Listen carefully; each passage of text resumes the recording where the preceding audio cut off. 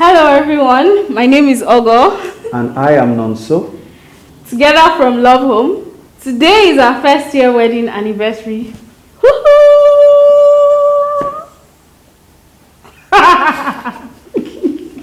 And yeah, we're going to be talking about 5 very important things that have really helped us in this past 1 year. Only 5. Yes, 5 important lessons. So we hope that it's going to help you, help your relationship, help your marriage, whether you're a young couple, intending couple, or you're already old in this business. We just want to share our own experience and really hope that it helps someone. We've actually been wanting to do this for some time now, but we're like, talking about or sharing experiences when you have actually gotten none. So we just said, okay, let's wait until our first anniversary, then we're going to launch this and share experiences on the year so far. Yeah. So this is like the perfect time for us. Happy anniversary, babe. Yeah, happy anniversary too.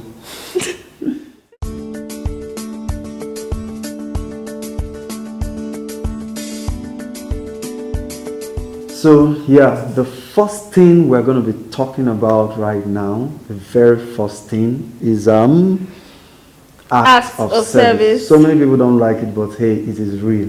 As far as you're married, you're a couple, it is real, so real. You're going to need to help out in some render things. Service to each other. You're just going to help out with one thing or the other. Sometimes you may not even understand why you should be helping out, but the important thing is that you end up helping out, right? So it could range from washing. I feel attacked, guys. It could range from washing to cleaning to getting the groceries to going to the market, which she doesn't really like so much, but yes, she has to do that. So to washing the car, there's so many things around. So it can be anything. The important thing is just being sensitive in the house to help out with stuffs around. So yeah, acts of service is very, very important. Very important. Yeah. And I think the thing I'll add here is that to you, what act of service means, is maybe quite different from what your spouse sees acts of service as. So basically, taking notes that you are specifically focusing or placing more attention on what your spouse, sees as an act of service is very important. So, for example, my husband likes me serving his food. I don't know, that was so weird for me, like, before we got married, in my head, I'm like, why should I have to serve your food? Like, I don't know, it just seemed very weird. I mean, I've never been married before. I've never had to, like, serve a married man's food. But yeah, it's important to him, so I actually try to make sure that I do that as much as possible, and most times we even eat together, which is something that he also likes as well. So yeah, just paying attention to what your spouse really values,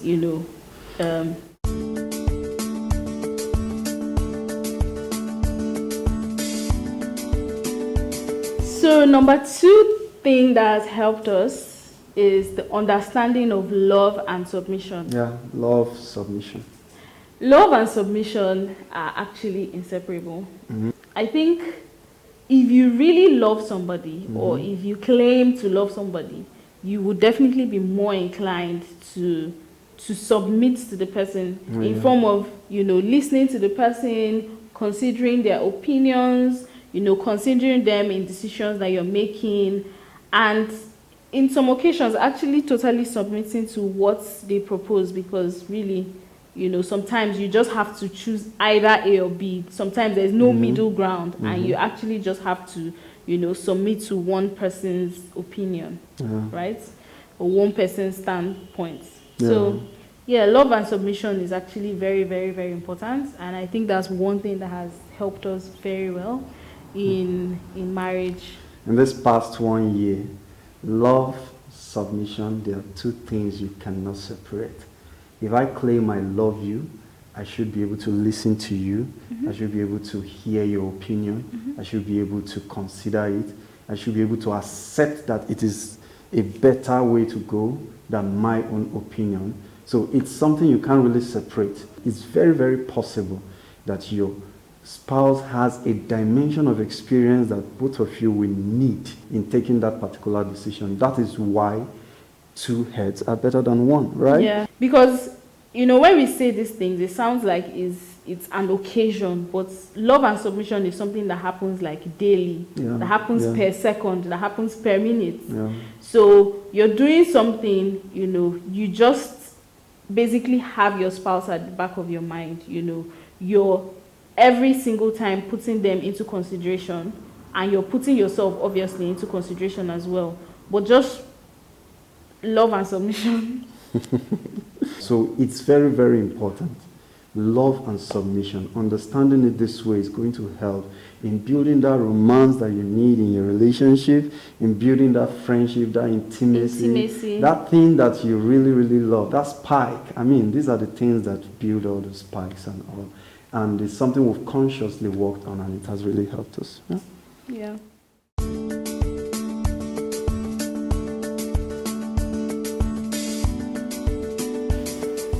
So the number 3 thing we would like to talk about is apology, forgiveness, and trust. Yes. Apology, forgiveness, and trust. That's a long one, guys. Yeah, and actually, we came to understand it this way, that these things has to be deliberate. Apology has to be deliberate. Forgiveness has to be deliberate. Trust is built. So these are deliberate actions. So if I offend my spouse now, for instance, if I offend her, or maybe I may not even understand that I've offended her, but she brings it to my notice that or she starts acting obvious. Sometimes we may not really say we're offended, but by our actions, you know that we are not happy. And also, it's very, very vital if at that point of realizing that your spouse is not happy with you, that you go out and apologize. There's no big deal about it. So the important thing is that you ensure that you're sensitive whenever your spouse is not happy, because sometimes it may not really be communicated, and sometimes, yes, a spouse can go ahead and tell you, I don't like so and so thing you did, which is actually also very important. Yeah, talking about issues as they happen. And just realizing that, forgiveness is actually it's not a feeling, because it's one thing for one person to apologize and another thing for you to actually forgive. And there's a joke that we make to each other that,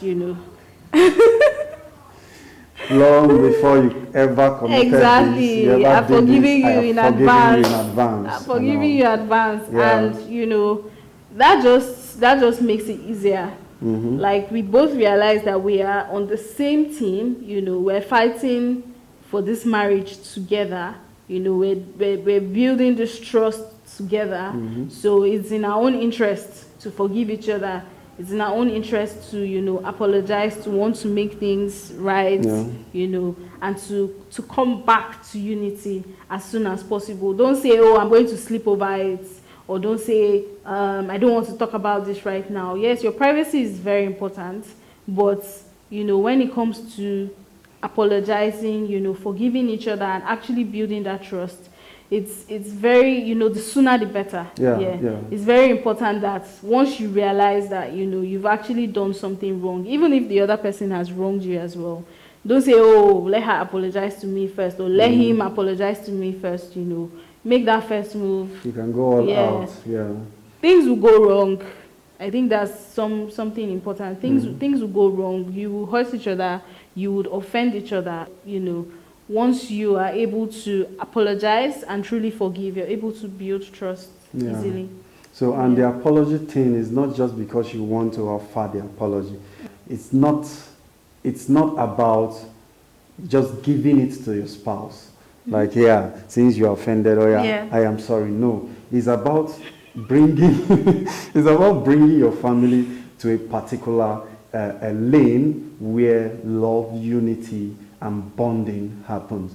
Honestly, if the moment you realize that you have offended one another, there's already a distance coming in. It's very, very natural. A distance starts setting in and all that, and it's your own duty to close up that distance immediately. To bridge the gap. To bridge the gap. Don't say, let me sleep over it. No. We actually play by one rule. We don't allow issues to sleep over the night. And if you do that, I think that will also help you. Before you go to bed, sort out everything. Yeah. Apologize, forgive one another, and you see that you wake up healthy and smiling. And all of you wake that. up feeling better, even if you don't, because some issues will not just go away, yes, right? But even just talking about it and saying, okay, we would talk about it more tomorrow. That helps a lot more. That helps. Yeah, it helps a lot more.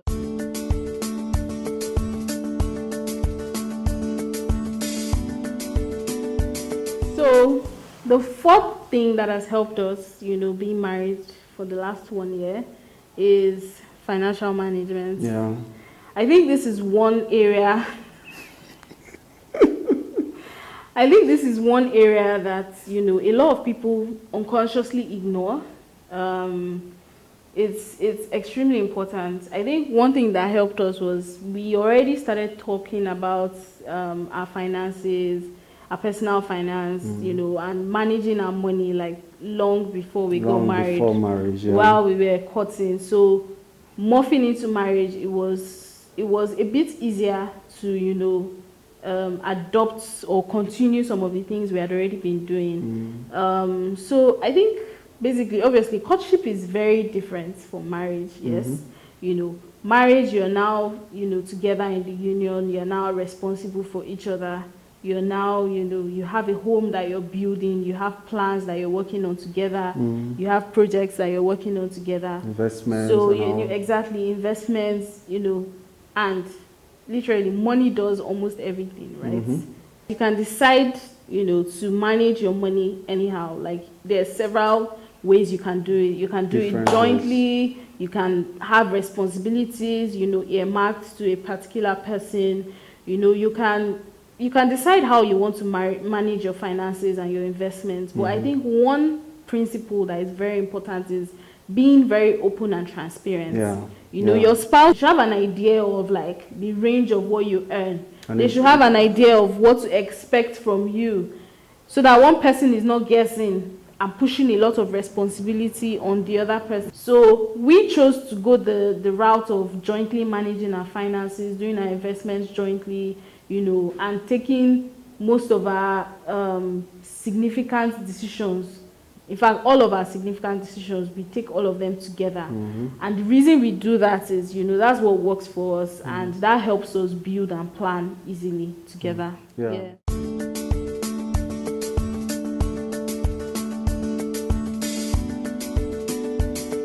Okay, the number 5 thing we want to talk about, which is actually the most important. It's the last thing on our list, but it is the most important thing. And that is the God factor. Yeah, very important. We started this relationship on that factor. We are building on that factor, and we keep pushing on that factor. So it's only God who knows the end from the beginning. It's only God who knows what will happen in the future. And the truth is, you can't just run this race by yourself. So it's very, very important if you integrate the God factor into your home by creating our time to pray. We create our time to pray together, not just praying separately. The place of family altar is very, very important. We pray together, we study together, and we try as much as possible to even read books and review together despite our tight schedules and all. So it's very important. You do this, you worship together, do some spontaneous worshiping together, do some spontaneous praises together. You discuss about spiritual things, discuss about your closeness to God, you talk about a lot of things, fellowship and all of that. So I think it's very, very important. That investment you want to make, you want to do, it is God who knows how it will turn out. That house that you want to buy, it is God that knows how it will turn out. That clothes you want to, the marriage you want to build. The marriage you want to build, like that thing that you're complaining about in the life of your spouse, in the life of your husband, your wife, it is God that knows how to fix it. There will be times, right, when things will go wrong, when your spouse would hurt you, and to be honest, like speaking to God about some of those things actually helps a lot. Yeah, you know? reporting your spouse to God. Exactly. So it's very important. You know, the closer you are to God. babe, have you reported me to God before? Not really. To be honest, not really, but also just praying for your spouse as well. Yeah, generally. Praying together is very important. But you know, also praying for your spouse, praying for your marriage, putting God first, putting God at the center. Like we always say that Jesus is at the center of it all. So yeah, putting God at the center of your marriage is like number one. It's actually the most important thing, which is why we saved it for the last point.